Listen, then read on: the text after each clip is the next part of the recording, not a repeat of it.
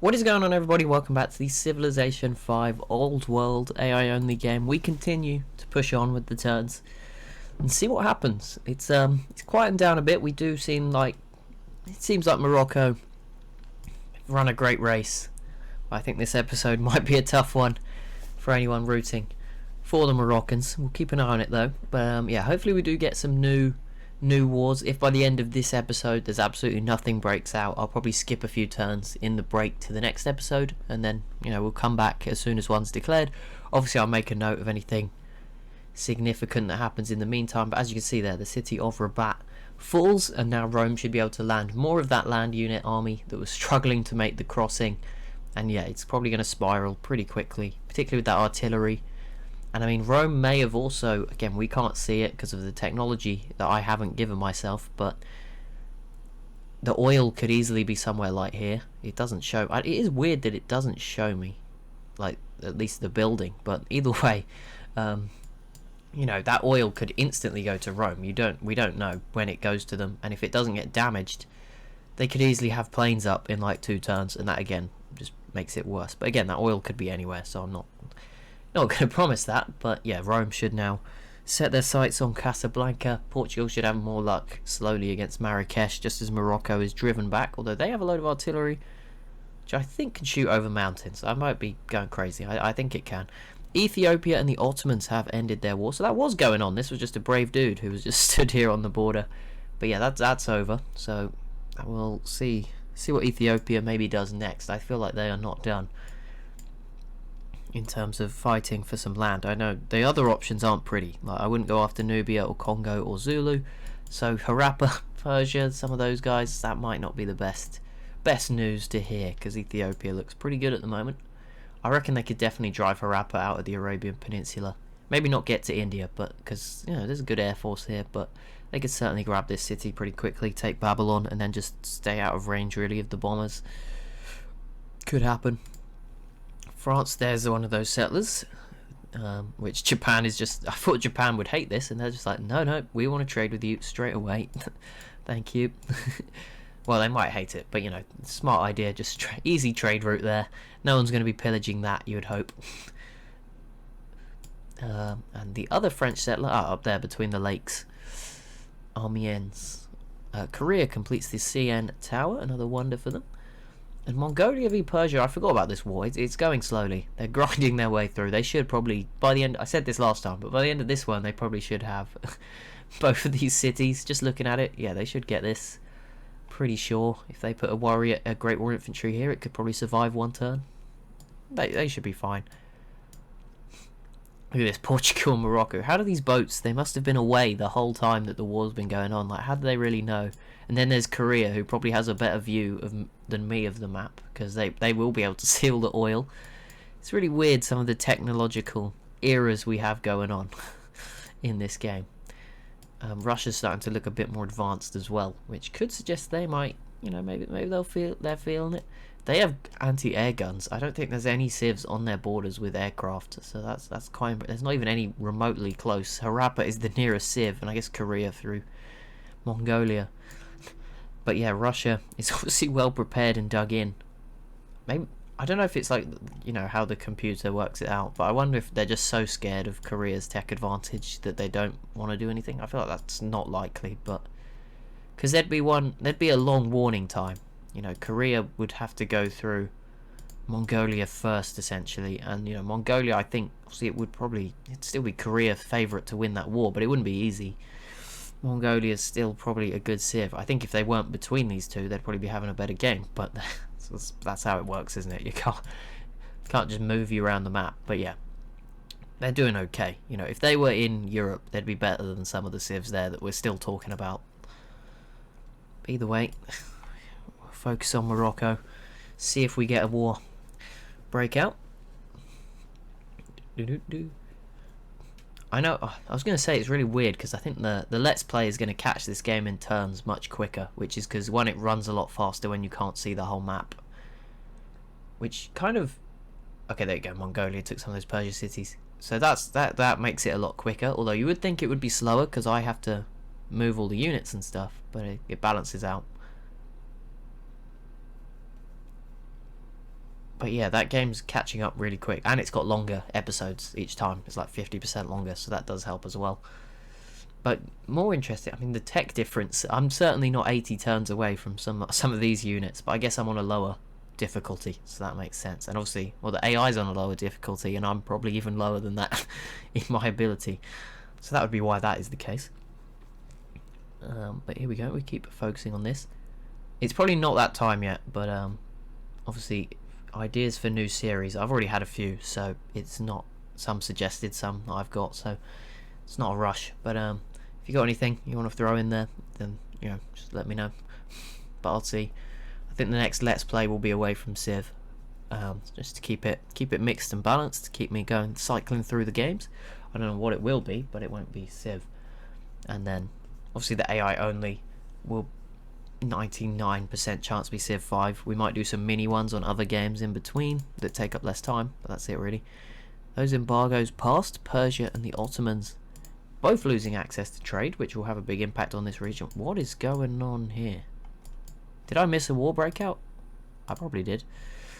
Wouldn't put it past myself, so I'll take the blame. Russia is at war with Byzantium. Yeah, I don't know when that happened, so sorry about that. Must have missed that. I mean, Byzantium makes the good start. Yeah, this is a weird one. This is essentially, can Byzantium take this city with 92 defense with 5 units? Because if they can, they will get it.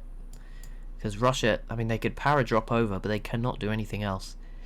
But it's good. They're kind of prodding the bear. Maybe they'll make a move after this. It's been disappointing. We want to see them. It's probably helped me avoid a lot of awkwardness in the commentary based on actual events. But in the game, it's not been great. They've kind of done well and then just sort of sat there and gone. Actually, it was like, I think as soon as I said we might see them sort of go for some modern day size, they sort of went, actually, no, we're not going to do that. We are going to do the exact opposite and do nothing. But yeah, I mean, they're here. They're doing their thing. They're pretty good. I mean, I won't be let's playing as them anytime soon, just to just for safety reasons. But Morocco, there we go. Now Portugal's starting to make a bit more of an impact. I think this artillery starting to really hammer down on Marrakesh, make a bit of a difference. And again, units probably, well, they lost two. No, they didn't lose 2 of the planes. But these 2 planes, I don't even know how far they can reach, so I'm not sure they are providing the best air support at this point in time. The Zulu did put down that 3rd settler. In the end, they came back. Oh no, this might be a different one. Maybe this one's just not picked and this is a new one. But they've grabbed a city here as well, which should give them pretty much a good chunk of southern South America just to themselves. Congo do have a settler on the way over. We'll see where that ends up. It's kind of hard to break through the coast now. Portugal has one in Central America as well to join France and Japan. Yeah, we certainly have our colonial nations now. I think France and Portugal, the main 2, and the Zulu, I guess, should be included in that, so 3. But then the others are more sporadic. Poland have a couple of cities, which is good, but it's not.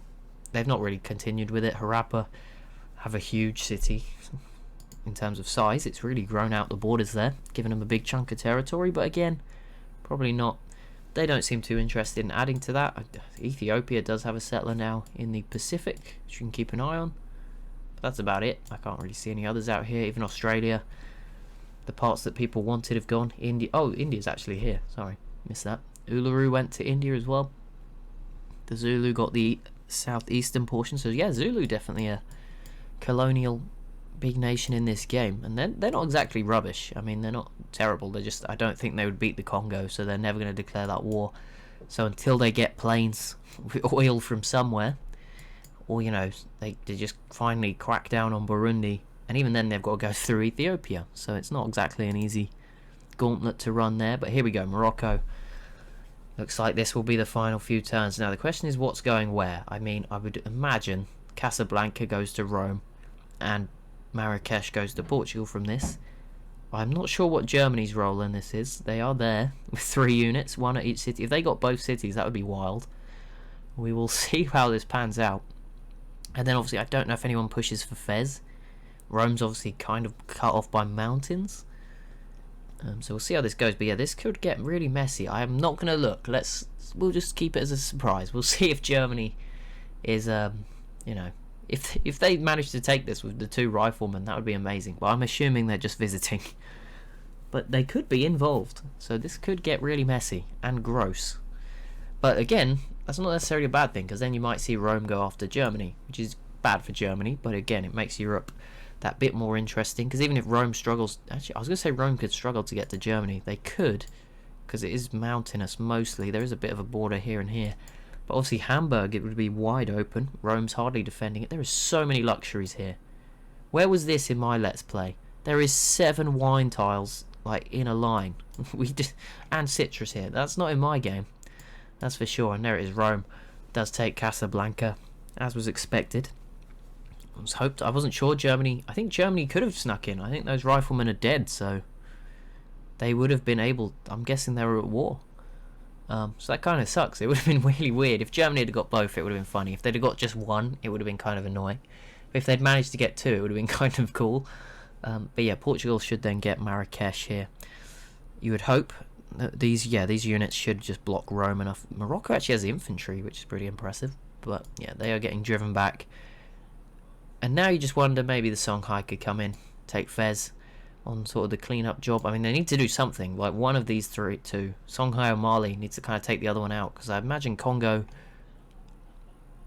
You know, if we go to 400 or 500, it will happen. Eventually. It looks like Congo's actually up to something here. That... I don't think it will be Nubia, just because of how they're moving. So I'm going to guess this might be an Ottoman's attack. Although a Russia one would be interesting. They lack the navy, but it would be interesting. Again, a human player right now would probably, if you were Nubia as a human player, I think attacking Russia would be really smart. You just grab this city and then that's it, because they don't threaten you at all. But again, the AI, I think, uses the numbers behind it a little bit more, considers some more factors. But yeah, I mean, this is a free city, because like I said, Byzantium, they won't be able to build the units fast enough, I don't think, to take this city at the pace that it's killed the units they have. Like, it's killed 3 and they've only built 1, I think, in that time. Well, the same ones are alive. So yeah, that's kind of a mess. The Ottomans obviously can't roll that dice because they would be fighting them on the other side. So that's, yeah, I mean, this is kind of a free city if Nubia really wanted it. They are the ones that could. With this navy, they certainly could get it. Again, I don't think they will, but it's what a human player could do, in theory. And I don't know if the AIs... They probably do care about who dislikes them and denounces them. But there's so many, it doesn't... A few extras not going to hurt. And what the heck? That confused me so much. I was expecting Marrakesh to go, but Casablanca went back to Morocco as Portugal gets hold of Marrakesh. And Portugal could end up with control of access to the Mediterranean here completely for themselves. It was Morocco until this point in time, who had a full line to get out. So depending on how Rome-Portugal relations go, this could lead straight into a war between those two, so that Rome can unleash this navy they have into the Atlantic, because at the moment they're pretty restricted by open borders, which I don't think they have. So that'll be quite interesting. But here we go. I think Rome should probably clean up here, and then Morocco will not be able to get back without getting Marrakesh first. But we'll see. We'll keep an eye on it. We'll let it happen. The city is getting citadel spammed. I don't know if that was already there earlier, but that's just looking less and less territory for that city. Okay, here we go. Let's have a look. Rome. Yeah, I think this turn Rome should definitely get this. You might see Morocco retake Marrakesh, but Rome goes first because they are one of the base game civs. Oh man, Morocco. This is hard. Oh, England got a new city in the New World too. There you go. Finally, Canterbury, right up here at the top. Extra one for them. There is plenty of trade. Rome does take Casablanca. You got Finland and Germany with some cross. Germany is using Frankfurt to feed. Oh no, it's going from Frankfurt. I thought they might be internal trade. For some reason, I just in my head I assumed it was going back to Germany. I was thinking they were like using Frankfurt to feed one of these cities, but no, it is just a trade route with Portugal that starts in Frankfurt. Morocco does retake Marrakesh. Rome pieces out, so now Portugal is alone in trying to hold on to this city, which could get a little awkward. But yeah, Rome is now free, and that could be smart, because if Portugal has to spend a few more turns clinging on, fighting, Rome could get ready to go again and just walk into Portugal from Funchal. and Oricium do some damage. So this could get interesting quite quickly. And meanwhile, France is just grabbing more and more of the map for themselves. They are painting the New World blue. So Europe's going to be exciting towards the results. Another Portuguese settler out here as well. The Zulu grabbed a 4th South American city as well. So South America is going to be probably full pretty soon. And India did grab a southwestern Australian city. And in the meantime, Korea remains pretty silent. Everything else remains still. Byzantium's getting closer. Russia has paradropped in a paratrooper. But they are, yeah, look at these ironclads. They are all on the verge of death. That's the problem for Byzantium. They're not going to be able to get in there particularly easily. Are you thinking about it, Russia? Are you really? I mean, it looks like they are just generally shifted a bit more north than there they were before. Which could spell trouble for Poland. But Poland don't even look that bad. I mean, they're okay. They're not great for tech, but you know, there you go. England pieces out with Rome, and thank goodness they didn't give anything away. There's some tiles here I didn't even realise that Rome has next to England. But yeah, England did not need to give anything away, as scary as being at war with Rome probably is. Byzantium goes freedom, joining a few civs that have gone that path throughout this game.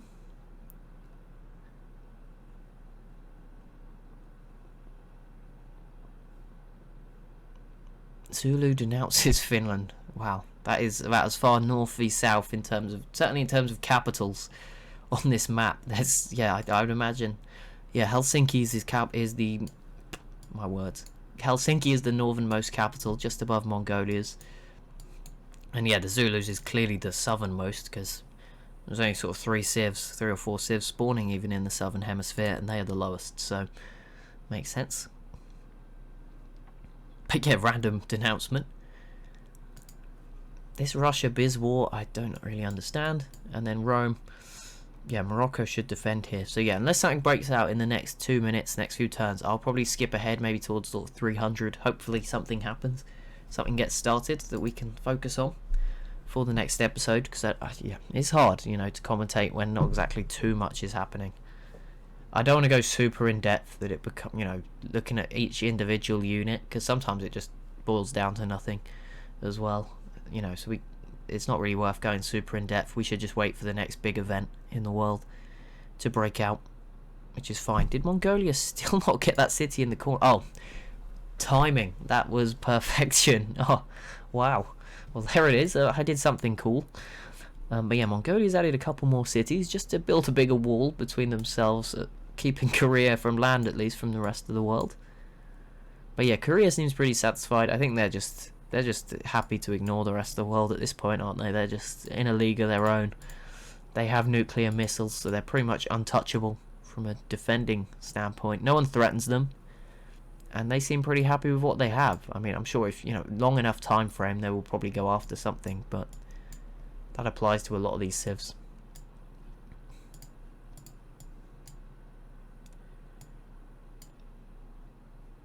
Don't tell me Mali and Portugal are at war. Surely not.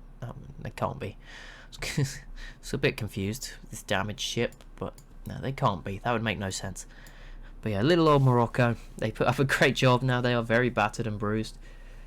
Will be interesting to see if the oil... I mean, again, they may have lost it and still have the plane, so it's very hard to tell. But I imagine at some point Rome or Portugal, a few units will sort of crop up that require oil. They'll probably build like battleships and not planes or something weird. But there we go, one more turn to get us to 290. And then we will cap off on this one for now. Should we have a look at the demographics again? If it will load for me, it will very nicely. Russia still has the most population. Rome with the most crop yield and production. Russia, the biggest economy still. That is really impressive with no... I don't want to say no cargo ships, because they do have that port, although I assume Byzantium would have killed any cargo ships near it at the moment, but that's still impressive without really any cargo ships and just caravans. Land, Korea leads the way. Soldiers, Korea now also leads the way, and yeah, they have completed 98% of the tech tree. I think they have one more to go then to get to 100%, and then obviously it's just spamming future tech over and over again. There is no science victory, so it's not necessarily incentivized for them. I think it's just culture and domination that is turned on to try and get the biggest expansive empires we can. But we'll keep an eye on that. But yeah, there's plenty of areas I'm excited to see something happen. I've already mentioned Eastern sort of Europe. Congo just completed the Manhattan Project too. Yeah, this region, anything between Germany, Poland, Wallachia, the Ottomans, Byzantium, and obviously then if Russia was to get involved, that would be really exciting. I don't really know. France going after England is certainly something that we could see, or Portugal if they teamed up with Rome, something from France. In Africa, I think we need to see one of these two emerge as the strong one, or Congo might end up taking both or something. Ethiopia, I think via Harappa, or just, you know, sort of unifying this region a bit more could definitely happen too. And yeah, anything Korea does will have a big impact, because there's not really many local options. They're so big, you know, and if they're going to be best friends with India for the whole game, then they're going to have to go further afield, maybe Mongolia, to make something happen. So there's lots to come. But yeah, I will just do a few turns, you know, if nothing's going on, to speed it up a little bit, so we don't have to sit here and, you know, waste your time or my time, and, you know, we'll get something happening for the next episode. But yeah, thank you so much for watching. As always, if you have enjoyed, be sure to leave a like and a comment down below. Be sure to subscribe as well if you are new to the channel, and I'll see you in the next one.